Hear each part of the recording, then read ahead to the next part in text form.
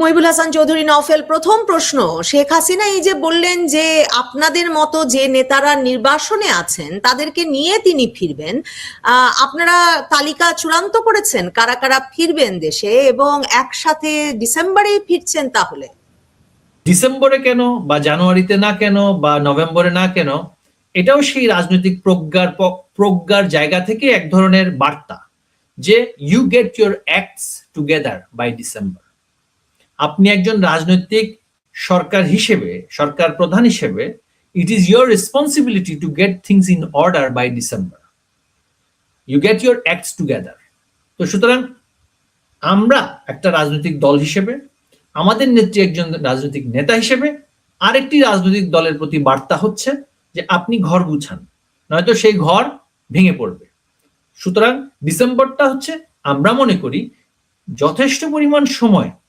এখন সেই সময় বাড়বে কি কমবে সেই বিষয়ে আমি মন্তব্য করতে পারবো না, তবে একটি রাজনৈতিক দল হিসেবে আরেকটি রাজনৈতিক সরকারকে কোনো সময় না দিয়ে আমরা তাদের কাছে কিছু দাবি করব এবং সেই দাবি তারা দিতে পারবে, সেই প্রত্যাশা, সেই মানে আনরিজনেবল এক্সপেকটেশন তো আমরা করি না। বিকজ আমরাও তো একটা রাজনৈতিক সরকার পরিচালনা করেছি 15 বছর ধরে।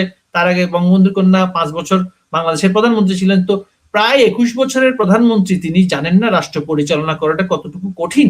তো সুতরাং সেই কঠিন অবস্থায় যারা এখন রাষ্ট্র পরিচালনা করছে তাদেরকে তো সময় দেওয়ার প্রয়োজন আছে। সেটাই হচ্ছে বার্তা। প্রথমেই যে জিনিসটির প্রয়োজন সেটা হচ্ছে একটা পলিটিক্যাল কনসেনসাস, রাজনৈতিক সমঝোতা। এই রাজনৈতিক সমঝোতার বিরোধী যে সমস্ত এলিমেন্ট থাকবে, রাজনৈতিক দল হিসেবে বর্তমান সরকারকে দায়িত্ব নিয়ে সেই সমস্ত উগ্রবাদী এলিমেন্ট গুলোকে কিন্তু তাদেরকে নিয়ন্ত্রণ করতে হবে। আপনি যদি নিয়ন্ত্রণ করতে না পারেন তাহলে তারাই আপনাকে নিয়ন্ত্রণ করবে এবং তারাই আপনাকে পতন ঘটাবে। এই উপলব্ধিটা যদি এদের না আসে তাহলে সামনে সমূহ বিপদ অপেক্ষা করছে, এবং সেই বিপদে আওয়ামী লীগের ভূমিকা যদি কঠোর হয় এবং সহিংস হয়, তার দায় দায়িত্ব কিন্তু এদের ব্যর্থতার উপরেই বর্তাবে। বাংলাদেশের একটা বিশাল জনগোষ্ঠী শুধু আওয়ামী লীগের সমর্থক নয়, আপনাকে বুঝতে হবে আওয়ামী লীগের কর্মীও বটে। এই বিশাল জনগোষ্ঠী যদি হাতে যার যা কিছু আছে তাই নিয়ে যদি ঝাঁপিয়ে পড়ে, কোনো বাহিনী দিয়ে আপনি সেই জনগোষ্ঠীকে আটকে রাখতে পারবেন না। তো সুতরাং একটা হচ্ছে আইনি ঝুঁকি, জনগণের সামনে সেই আইনি ঝুঁকিটা একেবারেই গৌণ। জাতির পিতা বঙ্গবন্ধুকেও কিন্তু পাকিস্তান সামরিক বাহিনী মৃত্যুদণ্ড ঘোষণা করেছিল, কিন্তু তারা সেই মৃত্যুদণ্ড কার্যকর করতে পারেনি। বাংলাদেশ স্বাধীন হয়ে গেছে। মহিবুল হাসান চৌধুরী নওফেল, প্রথম প্রশ্ন, শেখ হাসিনা এই যে বললেন যে আপনাদের মতো যে নেতারা নির্বাসনে আছেন তাদেরকে নিয়ে তিনি ফিরবেন, আপনারা তালিকা চূড়ান্ত করেছেন কারা কারা ফিরবেন দেশে এবং একসাথে ডিসেম্বরেই ফিরছেন? তাহলে এটা হচ্ছে অবশ্যই আমাদের একটা সাংগঠনিক কৌশল। যেই সাংগঠনিক কৌশলটা আমাদের সাংগঠনিক নেত্রী বঙ্গবন্ধুর কন্যা জননেত্রী শেখ হাসিনার সাথে আমরা আলোচনা করে সেই কৌশলটা নির্ধারণ করব। আমাদের যেই এই মুহূর্তে সবচেয়ে বড় যে লক্ষ্য সেটা হচ্ছে যে বাংলাদেশে একটি সার্বজনীন একটি জাতীয় ঐক্য যাতে করে গড়ে ওঠে। এই যে একটা সংস্কৃতি তৈরি হয়েছে যে মুক্তিযুদ্ধের পক্ষের সকল শক্তিকে এক্সক্লুড করে, তাদেরকে সকল ধরনের সিদ্ধান্ত গ্রহণ প্রক্রিয়া থেকে বিরত রেখে প্রতিষ্ঠানগুলোকে মুক্তিযুদ্ধ বিরোধী শক্তি দিয়ে ভরপুর করে দেয়া, যে জিওপলিটিক্যাল ইকুয়েশন সমীকরণে বাংলাদেশকে অংশগ্রহণ করিয়ে বাধ্য করে অংশগ্রহণ করিয়ে একটি অস্থিতিশীল যুদ্ধ থিয়েটারে পরিণত করার যেই রাজনৈতিক সংস্কৃতি চালু হয়েছে, যেখানে উগ্র ধর্মবাদী রাজনৈতিক দলগুলো, যেখানে বৃহত্তর জনগোষ্ঠীর যে ধর্মীয় অনুভূতি সেটাতে আঘাত দিয়ে ধর্মকে চরম অবমাননাকর এবং অপমানজনকভাবে ব্যবহার করে সমাজের যেই আমাদের যে সোশিও কালচারাল ফ্যাব্রিক সেটা ধ্বংস করার চেষ্টা করছে, সেগুলোকে আমরা আবারও সঠিক পথে ফিরিয়ে আনার জন্য বঙ্গবন্ধুর কন্যার এই স্বদেশ প্রত্যাবর্তনকে আমরা দেখছি একটি হিলিং প্রসেস হিসেবে, একটি প্রসেস অফ রিকনসিলিয়েশন হিসেবে। এটা যে আরো অস্থিতিশীল করতে হবে দেশকে, বা আমরা প্রতিশোধ পরায়ণ হয়ে যে বাংলাদেশে গিয়ে সেখানে এক ধরনের মানে সহিংস কার্যকলাপ করব, বিষয়টা কিন্তু একেবারেই ওরকম নয়। যদিও বা যারা সহিংসতার আশ্রয় নিয়ে আমাদের উপরে নির্যাতন করেছে, যারা মানুষ হত্যাকে বৈধতা দিয়ে ইনডেমনিটি দিয়েছে, দায় মুক্তি দিয়েছে, তাদের এখন মনে শঙ্কা জেগেছে যে আওয়ামী লীগ এসে সেখানে পুনরায় এই তাদের কাজগুলোর উপরে প্রতিশোধ নেবে। আমরা প্রতিশোধের রাজনীতি করি না, আমরা বিচারহীনতার বিরুদ্ধে থাকবো এবং আছি। সুতরাং সেই লক্ষ্যে যেহেতু আমরা যাব, রাষ্ট্রের যে প্রতিষ্ঠান সমূহ আছে, আমাদের নাগরিক হিসেবে যে প্রত্যাশা যে বাংলাদেশ রাষ্ট্রটা তো শুধুমাত্র গুটি কয়েক রাজনৈতিক দল যেগুলো এখন রাষ্ট্র ক্ষমতায় আছে তারাই তো একমাত্র সরকারের সিদ্ধান্ত গ্রহণকারী নন। তারা সাংবিধানিকভাবে দায়িত্ব নির্বাচন পরবর্তীতে নিয়েছেন সঠিক, কিন্তু আইন এবং সংবিধান অনুসারে তো বাংলাদেশের প্রতিষ্ঠানগুলো তো স্বাধীন, তাই না? আমাদের বিচার বিভাগের স্বাধীন হওয়ার কথা ছিল, তারা কতটুকু সেই স্বাধীনতা চর্চা করবে? আমাদের বাহিনীগুলো, আমাদের যে ডিসিপ্লিন ফোর্সেস, পুলিশ বাহিনী, বিজিবি, সেনাবাহিনী, বিমান বাহিনী, যেই বাহিনীগুলোকে দিয়ে এখন রাষ্ট্রীয়ভাবে আমাদের উপরে দমন পীড়ন নির্যাতন করা হচ্ছে, তারা কতটুকু বৈধ সীমারেখার মধ্যে থেকে আইন শৃঙ্খলা রক্ষার কাজ করবে নাকি রাজনৈতিক দমন পীড়নে তারা অংশগ্রহণ করবে, সেই বিষয়গুলো তো এখনো আমাদের মানে সেগুলোকে ভেবেই আমাদের কৌশলটা নির্ধারণ করতে হচ্ছে। তো সুতরাং আপনি যদি প্রশ্নটা করেন যে আমরা কাদের আস্থায় যাচ্ছি বা কাদের, আমাদের আস্থার জায়গাটা একটাই, সেটা হচ্ছে দেশের জনগণ। দেশের জনগণ চায় এই যে সহিংসতার রাজনীতি, এই যে অস্থিতিশীলতার রাজনীতি, এই যে আমাদের বিশ্ব শক্তির মধ্যে দাবার গুটি হিসেবে নিজেদেরকে রেখে ক্ষমতায় থাকার রাজনীতি, এগুলো থেকে মুক্তি দিয়ে দেশের মানুষকে একটা শান্তিপূর্ণ বাংলাদেশ, একটা অর্থনৈতিকভাবে সমৃদ্ধশালী বাংলাদেশ এবং সাধারণ মানুষের যে আইন শৃঙ্খলা যে প্রত্যাশা, সেটাকে নিশ্চিত করে একটা স্টেবল দেশ তাদের প্রত্যাশা। তাদের এখানে ওই ওয়ার থিয়েটারে অংশগ্রহণ হওয়া আর ওই নানান পাওয়ার হাংরি যে সমস্ত স্টেক হোল্ডার আছে তাদের খেলায় মাতার ইচ্ছে আর নেই। এই খেলা তারা দেখেছে, তারা এই চরম ভাওতাবাজি দেখেছে, প্রতারিত হয়েছে। জুলাইকে আমরা বলছি যে নৃশংস প্রতারণার মাস। যেই প্রতারণা শুরু হয়েছে চাকরির টোপ দেখিয়ে, শেষ হয়েছে বাংলাদেশকে ধ্বংস করার মাধ্যমে, সেই প্রতারণার বিরুদ্ধে আমরা আমাদের রাজনৈতিক অবস্থা। কিন্তু যারা বলছেন যে আপনাদের নেত্রী শেখ হাসিনা তিনি আসলে একরকমের মানে স্টান্টবাজি করছেন, রাজনৈতিক স্টান্টবাজি করছেন, প্রায়শই দেশে ফিরবেন বলে এবং সর্বশেষ ডিসেম্বরে ফিরবেন বলে, এবং তারা বলছেন যে মানে কর্মীরাই কেন বিমানবন্দরে চলে আসবে তাকে স্বাগত জানাতে এই ঝুঁকি নিয়ে, আর নির্বাসিত নেতারাই বা তার সাথে ফিরবেন কেন? কারণ মহিবুল হাসান চৌধুরী নওফেল, আপনার কথাই যদি বলি, নিশ্চয়ই মানে একাধিক হত্যা মামলা তো আছে, আপনার বিরুদ্ধে ট্রাইব্যুনালের মামলা আছে, মানে তার মানে আপনার বিরুদ্ধেও মৃত্যুদণ্ডের মামলাও আছে। তো সেসব মানে এবং আপনাদের যেসব মন্ত্রীরা, সাবেক মন্ত্রী এবং নেতারা যারা গ্রেফতার হয়েছেন তারা তো 2 বছরে জামিন পান নাই, নেতা কর্মী কেউই পান নাই। তো তাহলে মানে আপনারা ফিরবেন কেন আপনাদের নেত্রীর কথায়? দেখুন, আমরা আবারও বলছি, আমাদের প্রত্যাশার জায়গা থেকে আমরা ফিরবো। আমরা তো রাষ্ট্রের প্রতিষ্ঠানগুলোর উপর একটা আস্থাশীল এবং জনগণের উপর আস্থাশীল। জনগণের প্রতিক্রিয়াটার বিষয়ে আমাদের যে আত্মবিশ্বাস আছে সেটার উপরে নির্ভর করে আমাদের দেশে ফিরতে হবে। এবং দেশে ফেরাটার জায়গাতে যদি আসি, আমাদের কিন্তু খুব কম সংখ্যক, আবারও বলছি, আমাদের খুব কম সংখ্যক নেতৃবৃন্দই কিন্তু নিষ্কৃতি পেয়েছে আত্মগোপনে গিয়ে। বেশিরভাগ নেতাকর্মী কিন্তু আমাদের কারাগারে। তো সুতরাং তাদেরকে মুক্ত করাটা হচ্ছে এখন আমাদের অন্যতম লক্ষ্য। কারণ দীর্ঘদিন ধরে আমাদের প্রেসিডিয়ামের সদস্য থেকে শুরু করে একেবারে পার্টির একটা বিশাল অংশ, সেন্ট্রাল কমিটির, তারা কারাগারে আছে। অল্প কিছু মানুষ সেখানে আত্মগোপনে দেশের ভেতরে আছে, আর কিছু বিদেশে নির্বাসনে গিয়েছে, কেউ রাজনৈতিক আশ্রয় পেয়েছে, কেউ চেয়েছে, তাই না? তো এর মধ্যে আমাদের একটা কৌশল থাকবে। আমরা প্রথমত হচ্ছে আমাদের হোমগ্রাউন্ড লিডারশিপ, সেটাকে মুক্ত করার জন্য আমাদের সর্বাত্মক প্রচেষ্টা থাকবে যে হোমগ্রাউন্ড লিডারশিপকে আগে আমাকে মুক্ত করতে হবে। দেশের ভেতরে আমাদের নেতাকর্মীরা যে শ্বাসরুদ্ধকর পরিস্থিতিতে আছে সেটা থেকে তাদেরকে মুক্ত করতে হবে, এবং সেটা থেকে মুক্ত করার জন্য আমাদের কৌশলের, এটা আমাদের নেত্রীর যাওয়া, নেত্রীর সাথে কারা যাবেন, কি প্রক্রিয়ায় আমরা সেই প্রতিরোধটা করব, সে কি প্রক্রিয়ায় আমরা বিচার বিভাগকে ফেস করব, কি প্রক্রিয়ায় আমরা আইন শৃঙ্খলা রক্ষাকারী বাহিনীকে আস্থার জায়গায় নেব, যে তারা যাতে করে আরো বেশি নির্যাতন, ধ্বংসাত্মক কার্যকলাপ উৎসাহ না দিয়ে বরঞ্চ যারা মানে তাদের সহকর্মীদেরকে হত্যা করেছে, এই যে দেখবেন সেনাবাহিনীর অফিসার যারা গভর্নমেন্টের অর্ডারে কাজ করেছে তাদেরকেও এখন কারাগারে নিক্ষিপ্ত করা হয়েছে, তাদেরও বিচার করছে। তারা কিন্তু জাস্ট অর্ডার পালনকারী। পুলিশের যে সমস্ত অফিসারকে মৃত্যুদণ্ড দেওয়া হয়েছে তারা কিন্তু ডিসিশন মেকার ছিল না, তারা আত্মরক্ষার্থে তারা দাঙ্গাকালীন অবস্থায় নিজেদের অবস্থান থেকে সেই ব্যবস্থা নিয়েছে। আজকে কিন্তু সেই সমস্ত সকল বাহিনী আজকে কাঠগড়ায় দাঁড়িয়ে আছে। আপনি কি ভাবছেন যে সেই বাহিনীগুলো খুব মানে ভালো মন নিয়ে সেখানে আছে, বা সরকারের প্রতি তাদের কোনো, এই সরকারের প্রতি তাদের কোনো ক্ষোভ বিক্ষোভ, কোনো মানে দুঃখ বেদনা নেই? কারণ সরকার তো ইউনূসের যে ইনডেমনিটি দেওয়ার কাজটা সেটা তো করেছে। যদি বাহিনীগুলোকে আক্রমণকারীদের বিচার করা হতো, যদি এই ঘটনাসমূহের স্বাধীন নিরপেক্ষ বিচার করা হতো এবং বলা হতো যে প্রত্যেক হত্যার অ্যাকাউন্টেবিলিটি দিতে হবে, প্রত্যেক হত্যার তদন্ত করতে হবে, সেটা আওয়ামী লীগ হোক, আওয়ামী লীগের একজন কর্মী হোক, সেটা ওই মানে মুগ্ধ হোক বা আবু সাইদ হোক, কিন্তু কোনোটারই তো সুষ্ঠু মানে ইয়ে হলো না, তদন্তই হলো না। কিছু রেকর্ড বাজিয়ে, কিছু কথা শুনিয়ে, কোনো ডকুমেন্টারি এভিডেন্স না দিয়ে, কোনো সকল পক্ষের অভিমত না নিয়ে, মতামত না নিয়ে, শুনানি না করে একপক্ষীয়ভাবে যে সমস্ত ট্রায়াল হয়েছে, যারা ভিকটিম, যাদেরকে এখন বলা হচ্ছে জুলাই শহীদ, তারা কি সেই জাস্টিস পেয়েছে?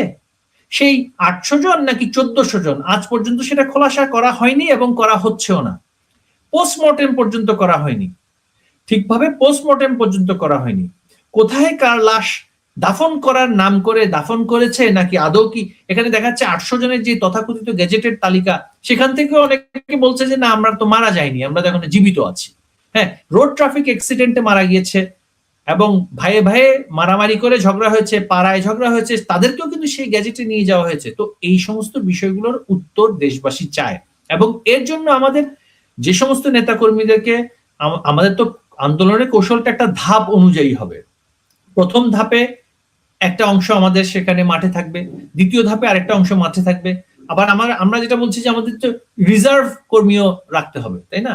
যে কারণ আওয়ামী লীগ তো 5ই আগস্টের পরে সার্ভাইভ করতে পেরেছে, অন্যতম কারণটা হচ্ছে আমাদের যে রিজার্ভ কর্মী ফোর্স দেশে, মানে তৃণমূল পর্যায়ে যারা আত্মগোপনে যেতে পেরেছে, তো পরবর্তীতে যারা আন্দোলন সংগ্রামে নামতে পেরেছে তাদের কারণে, আর কিছু সংখ্যক নেতৃবৃন্দ জীবন বাঁচাতে পেরেছিল বলে সেই সময়টা তো মেরে ফেলতেই চেয়েছিল, কারাগারে নিক্ষিপ্ত করে, কারা নির্যাতন করেও মেরে ফেলতে চেয়েছিল। সেই কারণে কিন্তু আমাদের ক্রমাগত আন্দোলন, দাবি এবং আমাদের প্রতিরোধের মুখে কিন্তু ইউনূসের 18 মাসের সরকারের পতন হয়েছে। ইউনূস কিন্তু খুব মানে সদিচ্ছা নিয়ে বা খুব সিনসিয়ারলি কিন্তু ক্ষমতা ছেড়ে দেয়নি, সেই ক্ষমতা ছেড়ে দিতে বাধ্য হয়েছে। 5 বছর, 10 বছর, 50 বছরের কথা বলা ইউনূস 18 মাসেই ক্ষমতা ছেড়ে দিতে বাধ্য হয়েছে। সেই একই কৌশল তো আমাদের কাছে আছে এই সরকারের জন্যও। তো আমাদের বারবার অনুরোধ থাকবে যে নিজেদের স্থিতিশীলতার স্বার্থে, নিজেদের শাসনকালের স্থিতিশীলতার স্বার্থে বিচার বিভাগকে সঠিকভাবে কাজ করতে দিন। আপনাদের বাকি সময়টুকু সুস্থিরভাবে দেশকে স্থিতিশীলভাবে পরিচালনা করার স্বার্থে দেশের বাহিনীগুলোকে আপনাদের করাল গ্রাস থেকে মুক্তি দিন। তা না হলে আপনাদের পতন ইউনূসের চাইতে আরো খারাপ ভাবে হবে। কারণ আপনারা যাদের ঘাড়ে চেপেছেন সেই অপরাজনৈতিক শক্তি কত ভয়াবহ, মারাত্মক, আপনার মানে বিষাক্ত ছবল দিবে আপনাকে, সেটা তখন আপনারাই বুঝতে পারবেন। তাই গণতান্ত্রিক সকল শক্তি সমূহের মাঝে একটি ঐক্য স্থাপন করার জন্যই, শান্তির বার্তা নিয়ে, রিকনসিলিয়েশনের বার্তা নিয়ে এবং বিচারের দাবি নিয়েই শেখ হাসিনার প্রত্যাবর্তন হচ্ছে। শেখ হাসিনার প্রত্যাবর্তন, বঙ্গবন্ধুর কন্যার প্রত্যাবর্তন বাংলাদেশে প্রতিশোধের রাজনীতি করার জন্য, দেশকে অস্থিতিশীল করার জন্য, দাঙ্গা বিক্ষুব্ধ করার জন্য হচ্ছে না। কিন্তু যদি শান্তির পথ আমাদের জন্য বন্ধ হয়ে যায়, প্রতিরোধ করা ছাড়া আমাদের পক্ষে আর কোনো রাস্তাও কিন্তু খোলা থাকবে না। সেই লক্ষ্যেও কিন্তু আমরা পরিকল্পনা সাজিয়েছি। ডিসেম্বরে কেন? মানে আপনি দেখেছেন কিনা আন্তর্জাতিক অপরাধ ট্রাইব্যুনালের চিফ প্রসিকিউটর একদিকে বলছেন যে শেখ হাসিনার নিজে নিজে ফেরার কোনো উপায় নাই, মানে বোঝা যাচ্ছে তারা ট্রাভেল পাস দেবেন না, এ ধরনের মানে টেকনিক্যাল ইস্যুগুলোতেও শেখ হাসিনার আশাটা হয়তো বিলম্বিত করতে চান, ঠেকাতে চান। অন্যদিকে বলছেন যে আসবেনই যদি ডিসেম্বরে কেন, অগাস্টে নয় কেন, সেপ্টেম্বরে নয় কেন? কেন নয় মহিবুল হাসান চৌধুরী নওফেল?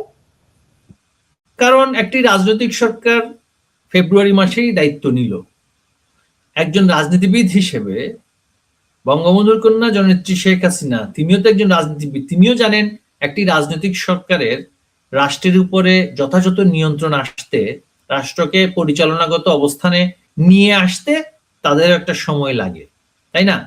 তো ডিসেম্বরে কেন বা জানুয়ারিতে না কেন বা নভেম্বরে না কেন, এটাও সেই রাজনৈতিক প্রজ্ঞার জায়গা থেকে এক ধরনের বার্তা যে you get your acts together by December. আপনি একজন রাজনৈতিক সরকার হিসেবে, সরকার প্রধান হিসেবে, it is your responsibility to get things in order by December. You get your acts together. তো সুতরাং আমরা একটা রাজনৈতিক দল হিসেবে, আমাদের নেত্রী একজন রাজনৈতিক নেতা হিসেবে আরেকটি রাজনৈতিক দলের প্রতি বার্তা হচ্ছে যে আপনি ঘর গুছান, নয়তো সেই ঘর ভেঙে পড়বে। সুতরাং ডিসেম্বরটা হচ্ছে, আমরা মনে করি, যথেষ্ট পরিমাণ সময়। এখন সেই সময় বাড়বে কি কমবে সেই বিষয়ে আমি মন্তব্য করতে পারবো না, তবে একটি রাজনৈতিক দল হিসেবে আরেকটি রাজনৈতিক সরকারকে কোনো সময় না দিয়ে আমরা তাদের কাছে কিছু দাবি করব এবং সেই দাবি তারা দিতে পারবে, সেই প্রত্যাশা, সেই মানে আনরিজনেবল এক্সপেকটেশন তো আমরা করি না। বিকজ আমরাও তো একটা রাজনৈতিক সরকার পরিচালনা করেছি 15 বছর ধরে। তার আগে বঙ্গবন্ধুর কন্যা 5 বছর বাংলাদেশের প্রধানমন্ত্রী ছিলেন। তো প্রায় 21 বছরের প্রধানমন্ত্রী, তিনি জানেন না রাষ্ট্র পরিচালনা করাটা কতটুকু কঠিন। তো সুতরাং সেই কঠিন অবস্থায় যারা এখন রাষ্ট্র পরিচালনা করছে তাদেরকে তো সময় দেওয়ার প্রয়োজন আছে, সেটাই হচ্ছে বার্তা। আমরা বিভিন্ন সূত্রে শুনি যে আপনি তো আন্তর্জাতিক বিভিন্ন পক্ষগুলোর সঙ্গে আপনিও সক্রিয়ভাবে যোগাযোগ রাখেন, আন্তর্জাতিক বিভিন্ন সংবাদ মাধ্যমে সাক্ষাৎকার দেন। আন্তর্জাতিক পক্ষগুলোর কাছ থেকে আপনারা কোনো গ্রিন সিগন্যাল পাচ্ছেন যে দেশে আপনাদের ফেরা উচিত? ভারত সরকারের কাছ থেকে আপনাদের সংকেত কি? মানে আপনারা দেশে ফিরবেন, শেখ হাসিনা দেশে ফিরবেন, এর পক্ষেই এখন আন্তর্জাতিক পক্ষগুলোর অবস্থান? আন্তর্জাতিক মহলে ইউনুস তার যে অবস্থানটা ছিল, তার বিলিয়ন বিলিয়ন ডলারের যে লবিস্ট, তার যে প্রেজেন্স, তার যে ইনভেস্টমেন্ট ইউরোপে, আমেরিকাতে, সেই ইনভেস্টমেন্টের ফসল সে ইতিমধ্যে তুলে নিয়ে গিয়েছে। তার প্রতিশোধের জায়গা থেকে তার কাজটা সে করে নিয়ে গিয়েছে এবং যারা তাকে সমর্থন দিয়েছে তাদের পারপাসটাও সে সার্ভ করে দিয়ে চলে গিয়েছে। আন্তর্জাতিক মহল এই মুহূর্তে তাদের যে খেলোয়াড়, মূল খেলোয়াড়, স্ট্রাইকার, সে এখন মাঠে নেই। তো পরবর্তী যে খেলোয়াড়রা আছে তাদের জন্য কতটুকু তারা রেফারিং করবে সেটাও কিন্তু এখন ভেবে দেখতে হবে। এখন কিন্তু যেহেতু দেখা গিয়েছে যে তাদের মূল খেলোয়াড় চলে যাওয়ার পরে খেলছে হচ্ছে কিছু উগ্রবাদী, খেলছে হচ্ছে কিছু উগ্র ধর্মপন্থী রাজনৈতিক দল এবং প্রশাসন তারা পরিচালনা করছে। এবং তাদের দেশগুলো যেগুলো আছে, পশ্চিমা বিশ্ব যদি আমি বলি, সেইখানেও উগ্র ধর্মীয় সংগঠনগুলো যেভাবে করে ডালপালা বিস্তার করছে, সমাজে যেভাবে করে তাদের অবস্থান জানান দিচ্ছে এবং সেখানেও তাদের যেই সুপ্রিমেসিস্ট ফ্যাসিস্ট যেই দর্শন, রাজনৈতিক ধর্মীয় রাজনৈতিক দর্শন, সেটাকে যেভাবে প্রতিষ্ঠিত করছে, তারাও এখন উদ্বেগ এবং মানে তাদের এখন উৎকণ্ঠা অনেক যে বাংলাদেশ যদি হয়ে যায় হচ্ছে 17 কোটি মানুষের জন্য একটা উগ্রবাদ রপ্তানির আবাসস্থল ক্ষেত্র, তাহলে তাদের কি হবে? আপনি যেমন ধরুন যুক্তরাজ্যে প্রায় 1 মিলিয়নের মতন বাংলাদেশি আছে, আর বাংলাদেশ যদি আমাদের যে মাদার কান্ট্রি, যে মাতৃভূমি, সেটা যদি উগ্রবাদের চাষাবাদের জায়গায় চলে যায়, সেখানে সে 1 মিলিয়নের উপরে কিভাবে এফেক্ট পড়বে? আপনার মার্কিন যুক্তরাষ্ট্রে বিশাল একটা জনগোষ্ঠী বাংলাদেশের আছে, তো আমাদের দেশটাই যদি উগ্রবাদের একটা আখড়ায় পরিণত হয়, তারা কিভাবে ইনফ্লুয়েন্সড হবে এবং তারা কিভাবে উগ্রবাদের দিকে ঝুঁকে পড়বে? এই ধরনের রিস্ক গুলো ইউরোপের জন্য, আমেরিকার জন্য এগুলো তো আছেই। সুতরাং তারা মুখে যাই বলুক না কেন যে এই ভায়োলেন্ট এক্সট্রিমিজম আটকানোর জন্য মানে লিবারেল এক্সট্রিমিজমকে প্রশ্রয় দিতে হবে বা স্পেস দিতে হবে, যেই হোমিওপ্যাথিক মানে রাজনৈতিক দর্শন যে লাইক কিওরস লাইক, সেটাও কিন্তু যে ভুল দর্শন, সেটা কিন্তু এখন তারা বুঝতে পারছে যে আমি আল কায়েদাকে আটকানোর জন্য জামায়াত ইসলামীকে ইনজেক্ট করব, সেটা একটা কৌশলগতভাবে কিন্তু দীর্ঘমেয়াদে তাদের জন্য ভয়াবহ একটা মানে পরিণতি ডেকে আনবে। এই জিনিসটা তারা বুঝতে পারছে, কারণ আজকের জামাত কালকে হামাস হবে না, আজকের জামাত কালকের মুসলিম ব্রাদারহুড হবে না, এই নিশ্চয়তা তো কারো নেই। তো মুখে যাই বলুক না কেন, তারা ওই উগ্রবাদীদের মন জয় করার জন্য, বা তারা মনে করছে তাদের মন জয় করলে হয়তো বা তারা আক্রান্ত হবে কম, যে পশ্চিমে তারা আক্রান্ত করবে কম, তাদেরকে আক্রমণ করার জন্য, ঘরবাড়ি করার জন্য একটা আইসিস যেমনি করে ওই সিরিয়া এবং লিবিয়াতে নিজেদের একটা রাষ্ট্র বানিয়েছিল না ইরাকে, তো অমনি করে একটা এই উগ্রবাদীদের জন্য একটা রাষ্ট্র তারা তৈরি করে দিলে হয়তো বা তারা সেখানেই থাকবে, আবার সেখানেই তারা আবার অপারেশন চালিয়ে সবগুলোকে একসাথে পাবে। এটাও তো তারা করেছে, তাই না? আইসিসের উত্থানের সাথে কারা জড়িত ছিল, পরে সেই সবাই একত্রিত হওয়ার পরে সেখানেই তারা শেষ হলো, তাই না? সেই খেলা তো এখানে, এই খেলাগুলো তো জিওপলিটিক্যাল খেলাগুলো তো চলছেই। এবং আমাদের কথা হচ্ছে আমরা এই খেলার অংশ হতে চাই না, এবং বারংবার আমরা পশ্চিমাদেরকে বলি বা ডেভেলপমেন্ট পার্টনার যারা আছে তাদেরকে বলছি যে ইউনুসকে সমর্থন দিতে, ইউনুসকে তুলে ধরতে, উগ্রবাদকে যেভাবে করে তোমরা সমর্থন বা এক ধরনের নিষ্ক্রিয়ভাবে তাদেরকে মাঠ ছেড়ে দেওয়ার কাজ করেছো, এটাতে তোমরা এফেক্টেড হবে। তাদের সিকিউরিটি অ্যানালিস্টরাই কিন্তু এখন সতর্ক বাণী তাদের দিকে মানে উচ্চারণ করছে। একজন আইনজীবী হিসেবে আপনি তো জানেন যে শেখ হাসিনার জন্য কতটা ঝুঁকিপূর্ণ, যে কারণে রয়টার্সের এই খবরটা কিন্তু অনেক সংবাদ মাধ্যমে এভাবে দেওয়া হয়েছে যে মানে একজন নেতা মৃত্যুদণ্ডের রায় মাথায় নিয়ে ফিরতে চাচ্ছেন। এটা তো আসলে খুবই নজিরবিহীন একটা ঘটনা, কারণ উনি ফিরলে ওনাকে যদি আপিল করতে না দেওয়া হয় তাহলে দণ্ড কার্যকরেরও কিন্তু ভয় দেখানো হচ্ছে। আগের চিফ প্রসিকিউটর তাজুল ইসলাম সে ভয় দেখাচ্ছেন, বিভিন্ন জন, এমনকি বর্তমান চিফ প্রসিকিউটরও বলছেন যে আপিল করা যাবে কি যাবে না সেটা তো উচ্চ আদালতের সিদ্ধান্তের উপর নির্ভর করবে। এমন একটা ঝুঁকি আওয়ামী লীগ সভানেত্রী নিচ্ছেন, আওয়ামী লীগের নেতার কর্মীরা সেটাকে কিভাবে দেখছেন আপনারা? বাংলাদেশের একটা বিশাল জনগোষ্ঠী শুধু আওয়ামী লীগের সমর্থক নয়, আপনাকে বুঝতে হবে আওয়ামী লীগের কর্মীও বটে। এই বিশাল জনগোষ্ঠী যদি হাতে যার যা কিছু আছে তাই নিয়ে যদি ঝাঁপিয়ে পড়ে, কোনো বাহিনী দিয়ে আপনি সেই জনগোষ্ঠীকে আটকে রাখতে পারবেন না। তো সুতরাং একটা হচ্ছে আইনি ঝুঁকি, জনগণের সামনে সেই আইনি ঝুঁকিটা একেবারে গৌণ। জাতির পিতা বঙ্গবন্ধুকেও কিন্তু পাকিস্তান সামরিক বাহিনী মৃত্যুদণ্ড ঘোষণা করেছিল, কিন্তু তারা সেই মৃত্যুদণ্ড কার্যকর করতে পারেনি, বাংলাদেশ স্বাধীন হয়ে গেছে। তো অনুরূপভাবেই শেখ হাসিনাকেও মৃত্যুদণ্ড ঘোষণা দিয়েছে, সেই মৃত্যুদণ্ড কার্যকর হওয়া দূরের কথা, তিনি দেশে নামলে এরা কোথায় পালাবে সেটা নিয়ে এখন ভাবছে। একটা জিনিস আমাদের মাথায় রাখতে হবে, যখন আমার ভাষা থাকে কঠোর উগ্র, তখন বুঝতে হবে আমার পায়ের নিচের মাটিটা দুর্বল। যদি পায়ের নিচের মাটিটা যদি সবল হতো, জনগণের উপরে তাদের আস্থা সঠিকভাবে থাকতো বা সত্যিকার অর্থেই থাকতো, তাহলে এত কথাবার্তা তারা বলতেন না। তারা ওই বলতেন যে বিচার বিভাগ স্বাধীনভাবে কাজ করুক, সেটা আমরা চাই, আমরা আগে থেকেই ফাঁসি দিব, ঝুলিয়ে দিব, মেরে ফেলবো, কেটে ফেলবো, এই কথাগুলো যখন যারা বলে তার মানে হচ্ছে তাদের মধ্যে একটা মানে আত্মবিশ্বাসের জায়গায় ব্যাপক দুর্বলতা আছে। সেই দুর্বলতাটা আমরা খুব ভালো করে বুঝি। আর আইনি যে বিষয়টা বলছেন, এই ট্রাইব্যুনালের সংগঠনটাই তো হয়েছে বেআইনি ভাবে। এমন এক সরকার সেটাকে সংগঠিত করেছে আইনে চেঞ্জ করে, পরিবর্তন করে, যার কোনো ম্যান্ডেটই নেই।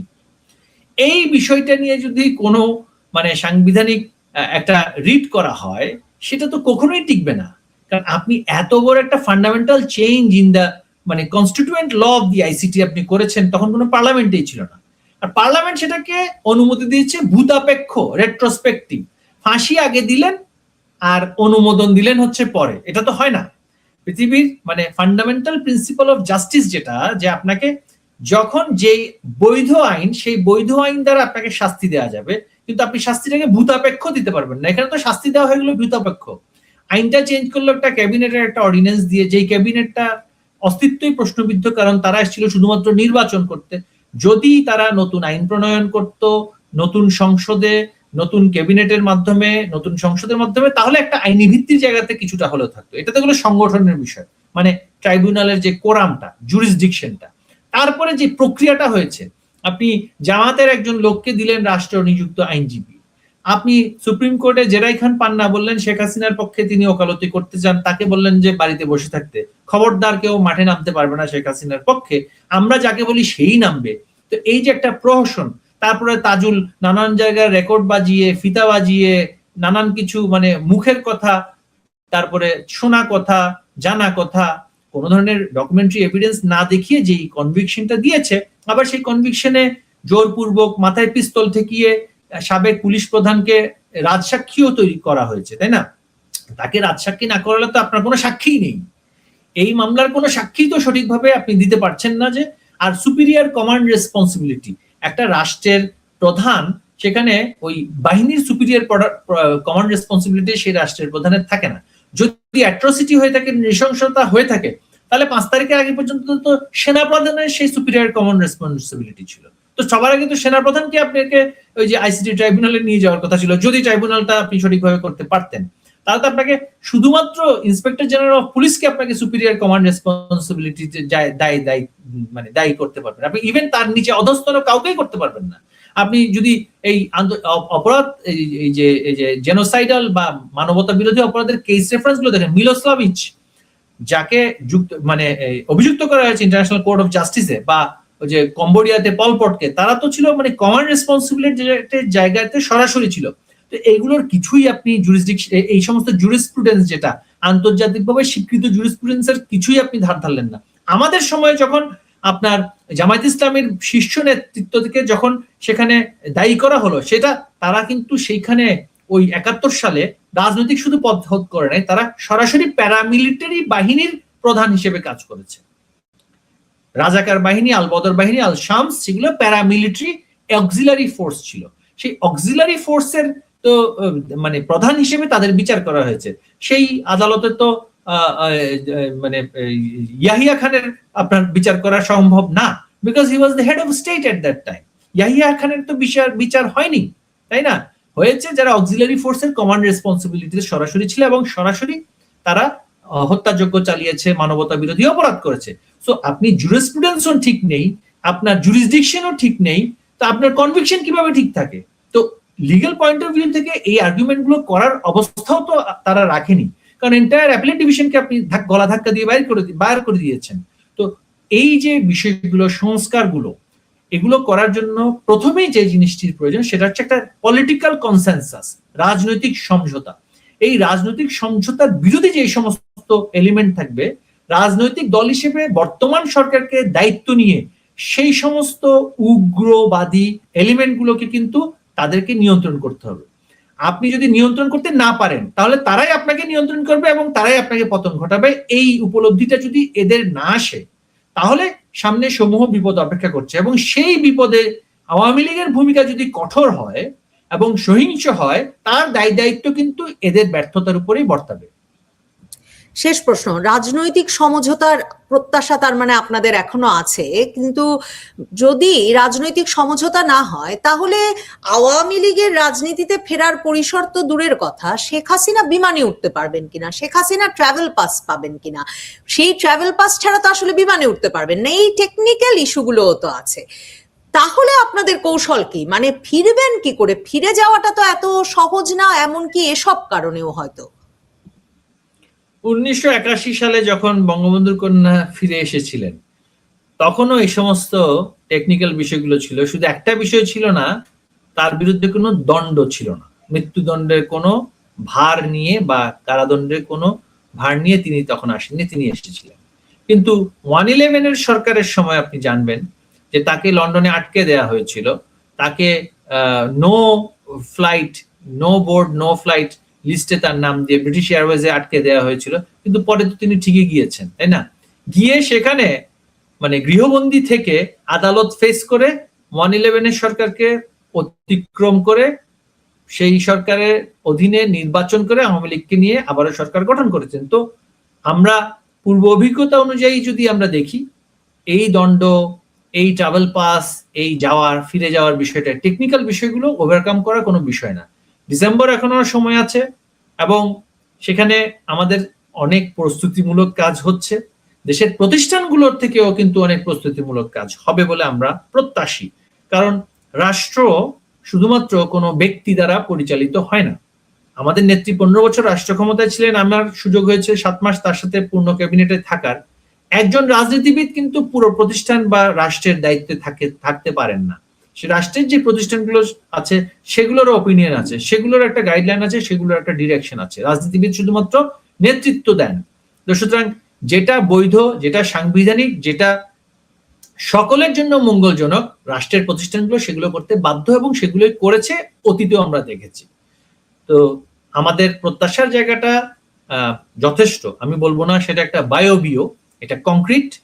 হ্যাঁ, এবং আমাদের অভিজ্ঞতা থেকে আমরা বলতে পারি যে অনেক কিছুই ঘটার অপেক্ষায় আমরা আছি, অনেক কিছুই দেখার অপেক্ষায় আমরা আছি এবং অনেক সমাধানের পথে আমরা পরিচালিত হচ্ছি। সুতরাং অস্থিতিশীলতা নয়, একটি জাতীয় ঐক্য, একটি সার্বজনীন পলিটিক্যাল কনসেনসাস প্রতিষ্ঠার জন্যই বাংলাদেশের মানুষ শেখ হাসিনাকে বাংলাদেশে চায়। পুনরায় আওয়ামী লীগের রাজনীতি বলবৎ হোক সেটা চায়, এবং যারা অন্যায়ভাবে রাজবন্দী হিসেবে বন্দী আছে তাদের মুক্তি চায়। আর যত জুলাই সন্ত্রাসী আছে, যারা এই তরুণ সমাজকে প্রতারিত করেছে নৃশংসভাবে, তাদেরকে হত্যার মাধ্যমে ক্ষমতা দখল করেছে, তাদের সকল কার্যকলাপের বিষয়ে তদন্ত চায় এবং বিচার চায়। প্রতিহিংসা নয়, প্রতিরোধ নয়, বিচার চায়। অসংখ্য ধন্যবাদ মহিবুল হাসান চৌধুরী নওফেল, ধন্যবাদ দর্শক যারা সঙ্গে ছিলেন।